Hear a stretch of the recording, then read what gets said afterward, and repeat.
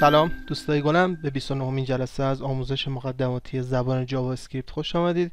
در این جلسه میخوایم نحوه انتخاب کردن تمام المان هایی که یک کلاس همسان دارن رو با هم دیگه یاد بگیریم. عین جلسه قبل با هم هیچ فرقی نمیکنه، فقط تنها فرقش اینه که جلسه قبل ما تگ پاراگراف رو انتخاب میکردیم و تغییرات لازم رو انجام میدادیم، ولی در این جلسه ما میایم و از کلاس ها استفاده میکنیم. اینجا دو تا پاراگراف داریم که کلاس یکسان دارن، اسمشون هم گذاشتیم پارا، و اومدیم در فایل جاوا اسکریپت از متد get element by class name استفاده کردیم و کلاس پاراگ رو انتخاب کردیم و داخل یک متغیر به اسم پارا ذخیره کردیم.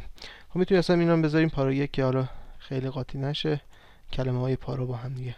خب اومدیم از یه فور استفاده کردیم که دوتاش رو همزمان با هم عوض کنیم. کنترل F5، ببینید دوتاش همزمان با هم عوض شد. با حلقه فور هم در جلسه قبل آشنا هستید.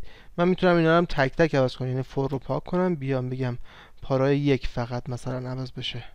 پارای یک میشه چندمی؟ پارای دومی، چون اعداد از صفر شروع میشن.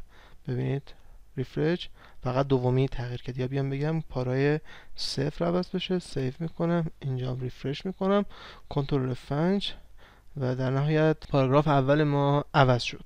دوستای عزیز توجه داشته باشن که ما تا الان راجع به این سه تا متد با هم دیگه صحبت کردیم: get element by id، get element by tag name و get element by class name، و اومدیم CSS استایل ها رو عوض کردیم به وسیله این متد ها. در جلسه آینده تکست رو عوض میکنیم و بعد ایمیج، ولیدیشن، create new page و اینترنال ها رو.